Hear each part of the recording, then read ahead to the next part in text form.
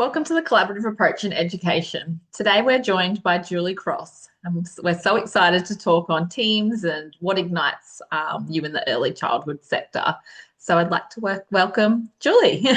Thank you, Tammy. Thank you. It's so great to be here with you all today, and I'm looking forward to sharing some thoughts and, of course, some energy with you all today. Yeah, so our first question for you, Julie, is how can educators identify what truly ignites their work? Like It's interesting when I read this question and I sort of reflected on it. And I think that, sometimes we're searching for something outside, and really we started to do what we do for a reason. And I always feel like it goes back to that. What initially excited you to be doing what you're doing now? What initially excited you to apply for that job or to apply for that promotion or to go into this particular leadership role? And I think really it always just sits there. And sometimes we get layered with the more routine and habitual parts of our day, or the more management parts of our day, and we forget why, what the vision was that we had when we first applied for that job. And I think we've always got to go back to that, because that is what excited us. That is what propelled us, what empowered us to start to do what we do. And so I think we've always got to go back to that foundation energy that we had around it, that excitement, that passion, and go back to that. That was the reason. And in reconnecting to that also, though, beyond that, and sort of further down into the foundation of that, of course, is it's going back to you and what excites you as a person. But I always feel like the stronger our relationship is with ourselves, the more likely we are presented with what we're here to do in the world. So it always goes back again to that relationship with oneself, and that's that strong self-leadership, because we cannot lead others unless we're leading ourselves. So I think it is going back to that layering of strengthening the relationship with yourself, making sure you're doing wonderful things to fill yourself up. And then from there, we then scaffold onto what was the reason I started to do this? What was my vision at the beginning? And really reconnecting to that, because sometimes we're layered by the processes of leadership and we forget about the passion of the leadership. Yeah, and I mean, I've often found when I'm feeling overwhelmed, so when there's educators that like we're having maybe some little issues within the service, and Yes, then you might layer that on top of like an educator's leaving, and then absolutely. you've got personal That's things, and and then it's there's just and then there's all the reporting, and then guidelines are changing, and there's a lot of pressure. And so I feel like that every now and again it's remembering, sort of moving, stepping back from all of that, taking a big breath and going, hang on, ultimately the reason you started doing what you're doing in the sector that you've chosen is because you wanted to make a difference in the world, in the lives of these children and these families. And so, and it is hard sometimes when you're laid on with all of that other stuff, to forget that, or to stop connecting to that and to reconnect to that. And once you do reconnect to that, all of those other issues, or those problems, or those things that feel like they're stealing your energy, they all become easier to handle because you're filled up. So it really is a process of almost getting into a routine, or finding ceremony around it and saying, well, how do I start my day? I start my day by reconnecting to all of that and remembering the values that drove me here in the first place, and the why of why I'm here. And that doesn't mean you won't get overwhelmed. I mean, let's be real, you're still going to get overwhelmed. But what you're talking about there too, with what steals our energy and our time, is often there's management processes that we've got to do. And we were chatting earlier before we started about when I really learnt the difference between management and leadership. Now, it wasn't in your sector, it was in a hairdressing sector, but it's still really the same, because in every sector as a leader, whatever we're doing, whatever job, there will be processes, there will be management parts of our job and leadership parts of our job. And in this particular situation, I was given an area management role. I'd gone from a manager of a salon to area manager, and I'd moved to Townsville in North Queensland, area manager of these three salons. Now, within the first 8 weeks, they were over target. They were making a lot of money. And I'm thinking, I'm on fire. Look at me go. I am smashing budgets. Yes. Anyway, the boss rang me from Brisbane one day on my day off. And I thought he was probably ringing to tell me what a good job I was doing. And he said, Julie, we've got a problem. And I was like, oh, it's probably one of those team members. They're always a problem, aren't they? And he said, Julie, you're our problem. He said, staff cry when they know you're coming, and they cry after you've left and they all want to leave. And I'm like, they didn't mind drinking with me on Friday night. Like, how could this be a problem? But you see, what I learnt was a very powerful message. Now, of course, I burst into tears and was like, oh my gosh, I can't believe this. The money's in the till, and I'm doing what I thought you wanted me to do and make our budgets.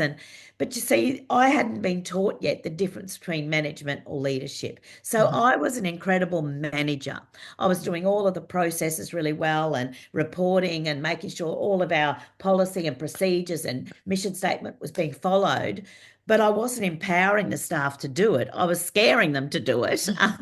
And so that's a good manager, but it's a really bad leader. And so that began, and of course, I had to make a choice then, and we all still do as leaders. At some point, we're all going to still have to take responsibility and continue to grow.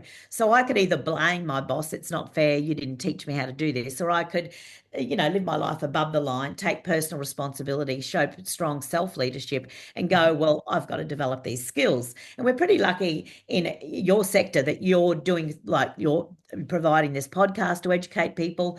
But back then, you sort of had to really go and find ways to Sink or educate. swim. Yeah, that's right.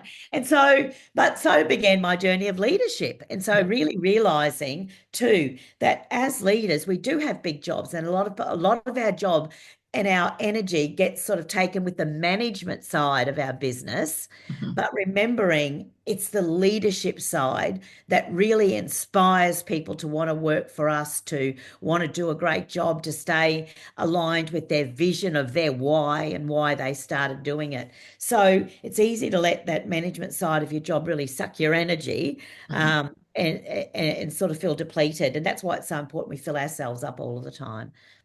Yeah, I think I definitely, even becoming a leader myself, you go through this transformation where, it's not easy. It's not easy to then start to feel like you're not always going to be liked by everybody and Oh, things like that's that. right.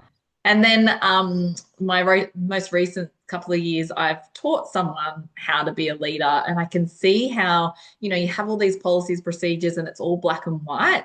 And then trying to teach someone how to work in the gray, but in like in the right manner, Yes. it's really, really Yes. tricky because Yeah, your own personal values and beliefs come into that. And that's you do have to treat every situation not as textbook. No, that's exactly right. And that is the skill that's harder to teach. Yeah. It's easy to teach, really. I think the management side, people can read, people can follow up step-by-step process, tick and flick and say, make sure we've got to, assess all of these areas and make sure. So it's kind of obvious. But when Mm, you've got a personality in there that mm, you're then managing as well, and leading and nurturing, and guiding, and it makes it a lot more complicated. And that's where you've got to go a little bit more by feeling, as you said, because you are in an area of grey where there's not necessarily a step-by-step process on how to handle this particular situation with this particular person and their ego and their personality. And so it is. And some of it is a bit of a feel. But you know what? The one thing about people, no matter their personality or whether they're leaders or followers, the number one need of all humans is to be accepted.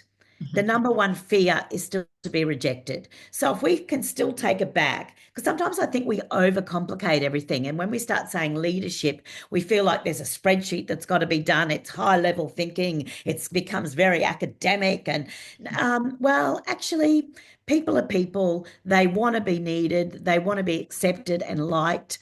And their fear is of being rejected and being wrong. So whenever we're going in to guide somebody, let's remember that mm, ultimately let us always know that it's about the action and not the person. So we're not rejecting the person, we're just letting them know that something that they did, needs to be tweaked, or needs to be redirected, or we need to help them do mm, better in that space. mm. So are we praising them enough? I still am so shocked when I go to workplaces at how little teams are being thanked, Mm. just to thank you.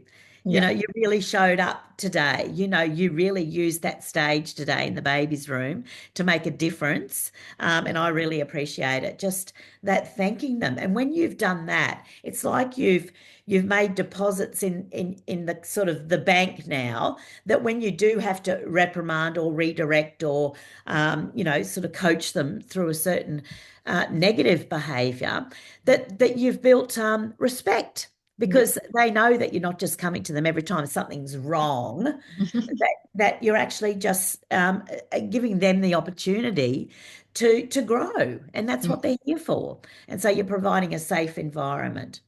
Yeah, I think that like being noticed and connecting with them, like it's just like, often when I speak to my educators, I'll speak about like, the relationship with you is just as important as the relationship you have with the child in the room, Absolutely. and making sure that they're capable and competent learners because That's we're all right. still learning. So That's right.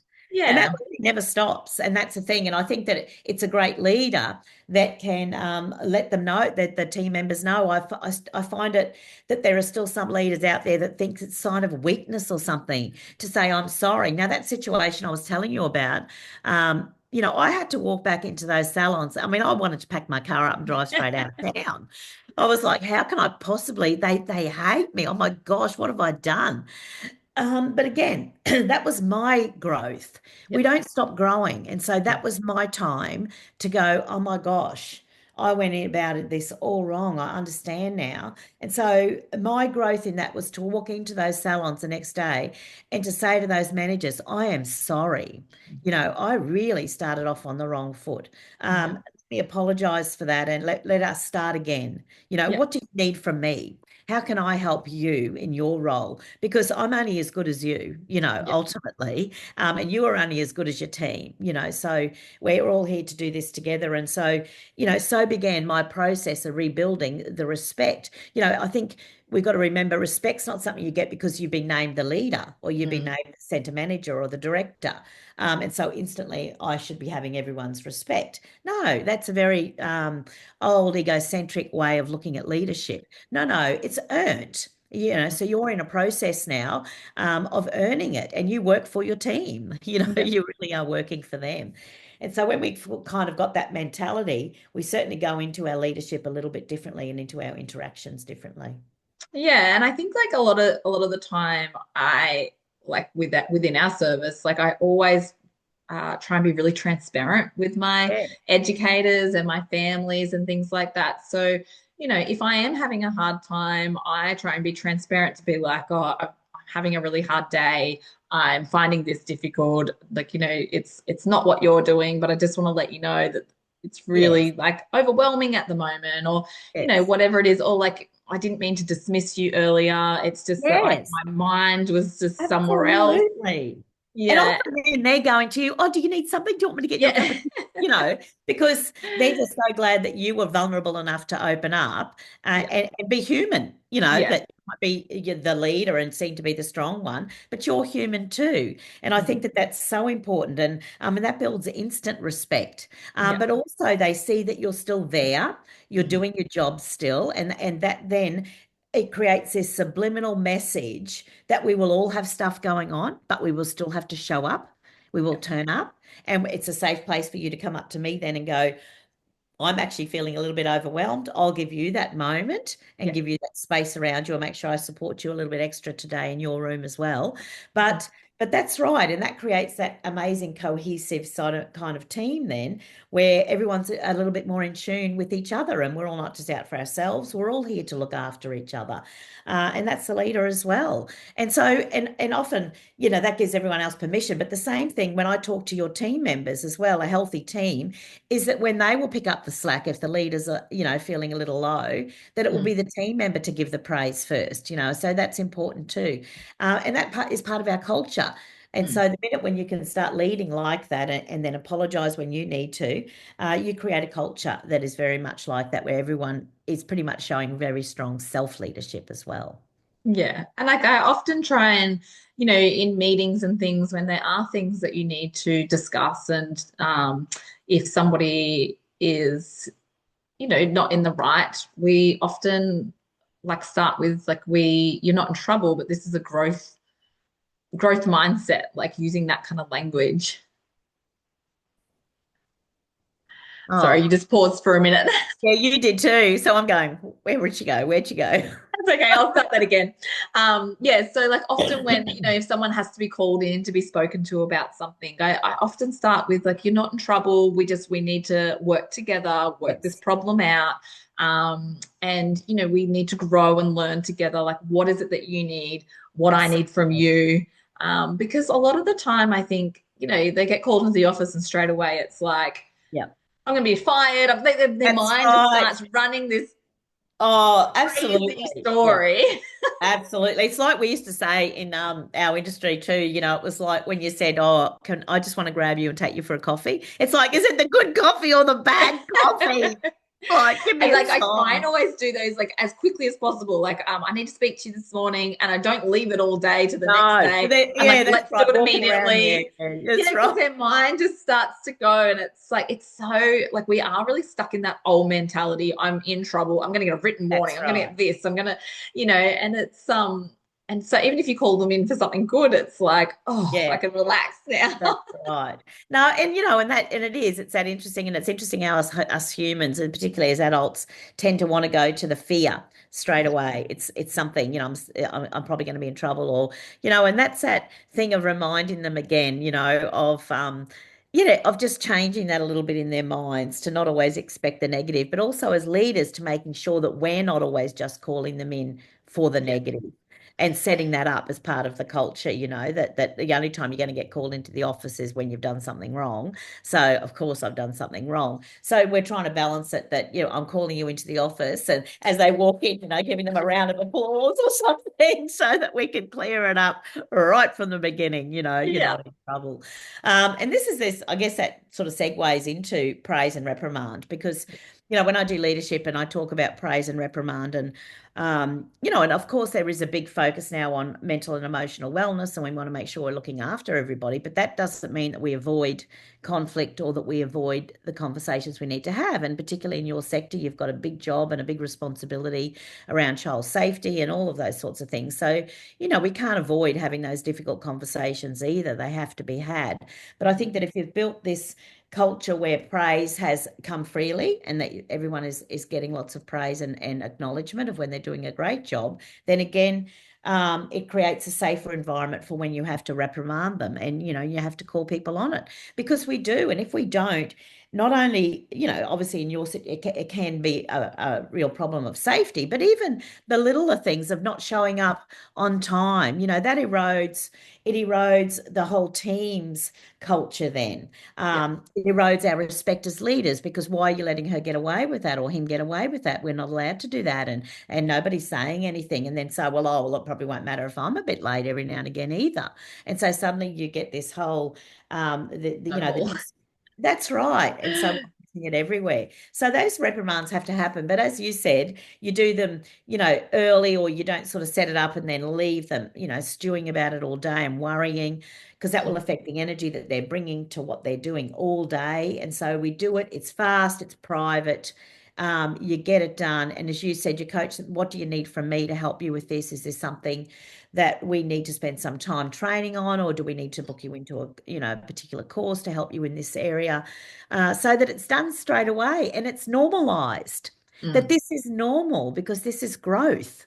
mm. And so that you're no different to anyone else that's been through this office or the chair or through this center, because of course we're all growing. So we're always learning and we're always going to have to take feedback and counseling and coaching. We've got to be coachable.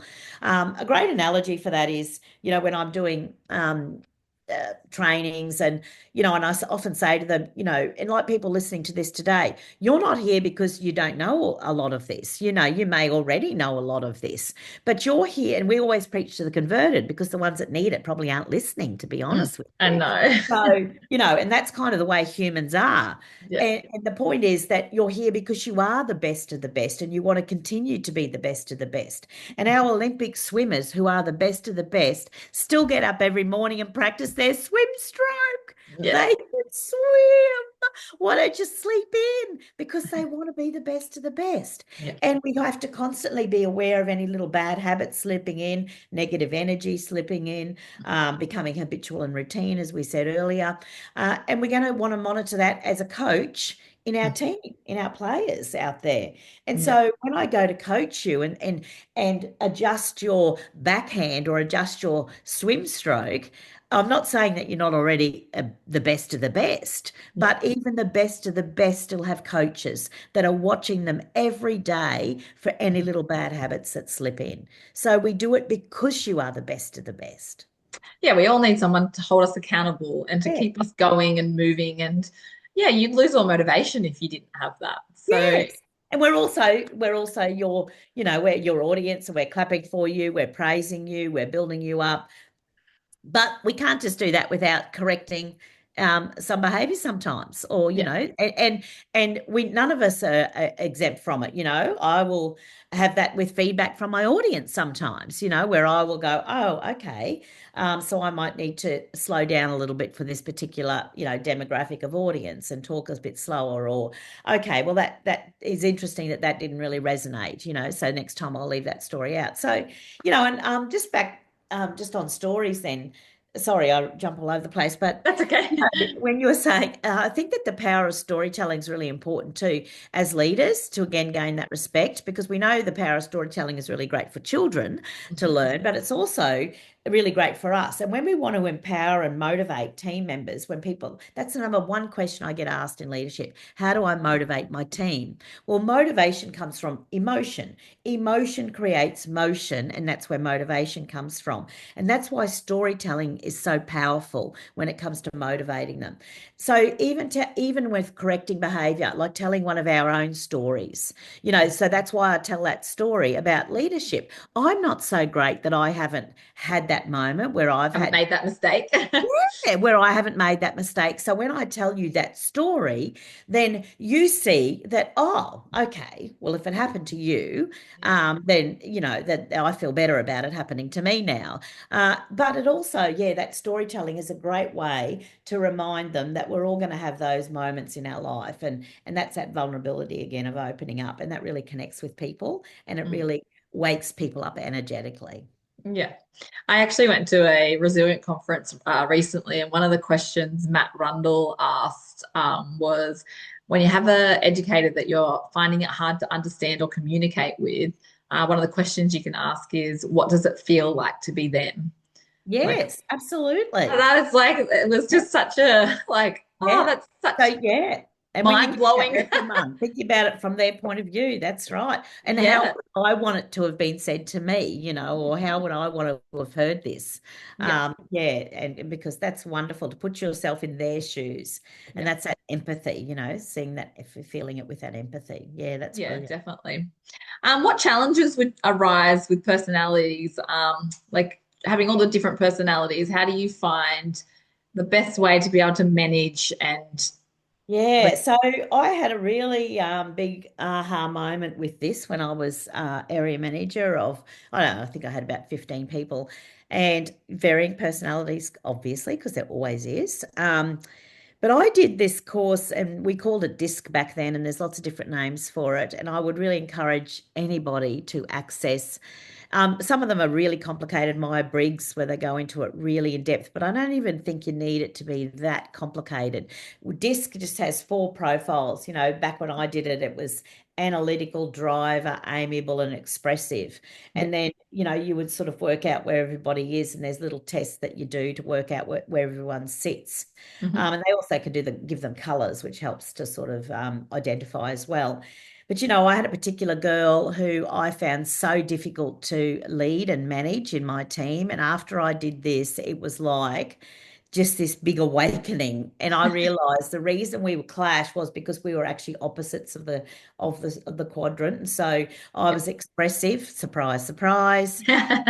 She was a dry, analytical. So I warm in personality, open. She was more cool, reserved. For me, I need applause. She just Mhm. wants results, all this. And I just was like a bit of fluff to her, fluffing around her. And she was probably thinking, oh, can you just give me my target, give me my goal, pay me my bonus when I get it, and I'm fine. So Yeah. she needed direct conversation, just get the fluff out. And Mhm. sometimes we'll get an email from somebody like that, and you're like, oh, what? No, have a nice day. Yeah. No, how are you today? Happy weekend. Um, Yeah. that's probably a driver and analytical. They're Mhm. just getting down to business. And Mhm. whereas I'm more likely to put all the fluff in around it because that's my personality. Nobody is wrong or right, and so I've got on much better with my sister now that I realize all of this. Yeah. And I realized why we fought all those years sharing a room. Yeah. And not because either of us were wrong, but we were just totally opposite in personalities, our personality styles, our natural way we move through the world.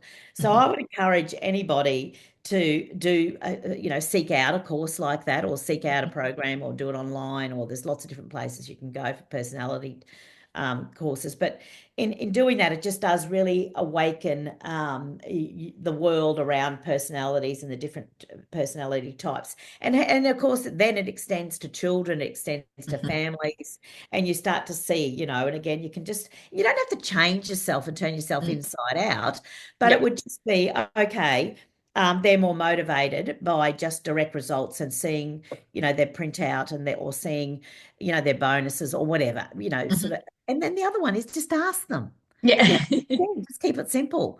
Yeah. What motivates you? What, Yeah. what, as a leader, what can I do for you to make you continue to feel inspired to be working here and to feel valued? Yeah. Sometimes you just got to ask them. And I think we forget we could just be as simple as that. Yeah. There's a great Chinese philosopher. Um, and he said, Lao Tzu said, simplicity is not stupidity. Mhm. Sometimes I think, again, we think we've got to go into sort of high level thinking and actions and write a paper on it and write a spreadsheet on it. And sometimes it is just simply sitting down and going, okay, let me just ask you a simple question. Yeah. How can I support you at work, and how can I empower you and motivate you, and what do you need from me as a leader? Yeah. And I think like by not being direct sometimes it causes all this unnecessary drama. And it's like Absolutely. that's really the worst thing I see. And because like I Yes. try and empower my educators to work it out themselves. Go and see each Yeah, other directly. Tell the person how you're feeling. If it's coming to me, you've obviously had a communication breakdown and you, absolutely. yeah, so really trying to empower them to do that. But we like over the last 3 years have done so much on communications and we've done like that profiling type thing that you're talking about. Yes.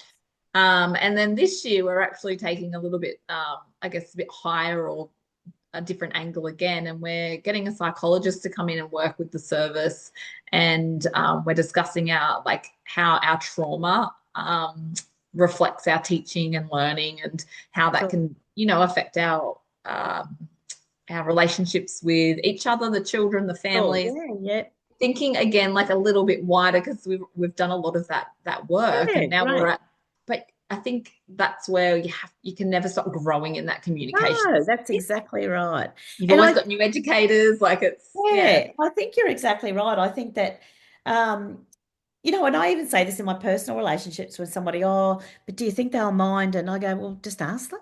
Yeah. Like, why are we don't need a meeting about it. Like, why aren't we Yeah. just saying, how are you feeling about that? Or would you mind? Or look, I just noticed that wasn't done the other day. And the process is usually that we put that back in there, or, so am I missing something? Or, just say it. Like, and I think that, I think that all these workshops you're talking about, and certainly with the psychiatrist and psychologist and unpacking trauma, it's all fantastic because it's going bypassing the ego too, and I think that anything again that creates conflict between team members is usually egocentric behavior. It's, Mhm. what about me? Or it's sort of some sort of little power thing or something like that. And so it's reminding people again to just bring their hearts to work and just, you can put your ego aside, and we're all important, and everybody is valued, and everybody is as important as everybody else. And again, let's speak to each other the way that we would like to be spoken to. So, if somebody had noticed that about me, how would I like them to approach me? Mhm. What sort of tone of voice would I like them to use? And so, yeah, it is. It's really keeping it to that thought process and that energetic process of looking after each other and leaving. You want to leave people, feeling okay. Yeah. None of us want to walk out of a room and leave someone feeling sad or bad or, feeling undervalued or not cared Yeah. about. Mm. Yeah, and I often like I speak to my, like 2ICs and leaders within the service about if you're feeling like your approach is going to be emotionally driven, then you need to take a step back, and sometimes you do have to sleep on it. And Yeah. it kind of goes against what doing that in the moment. But being emotionally driven and doing it in the moment Uh, will have a yeah. worse effect than Oh, and sitting I on think it. that, yes, and I think that we know when it is definitely a personal thing that we're having to do, and it's going to be, and that it's going to create an emotional reaction, then I Mm. think you're absolutely right. And again, this relates to personally as well as professionally. Mhm. Sometimes it is just about, oh, breathe through that. Oh, I could feel that. So yeah, let me It's just not going to breathe come out right through that. today.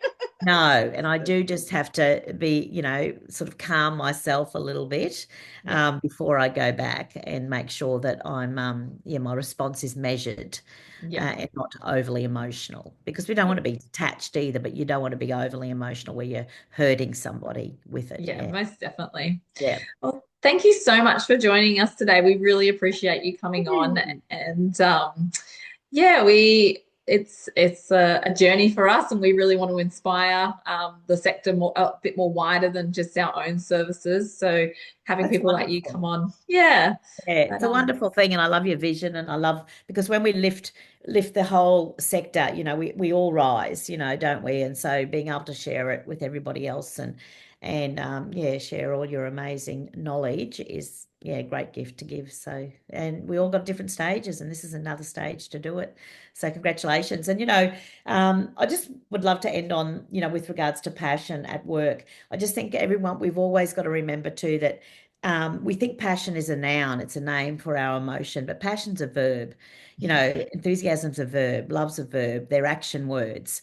And so sometimes, because if we just wait to name it, we're waiting for the passion to drop on us all the time. Passion is something we create.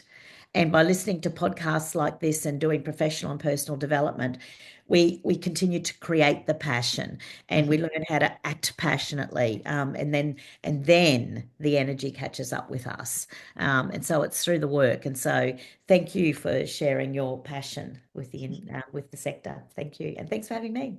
Oh, thanks so much, Julie. We'll speak again soon. Look forward to that.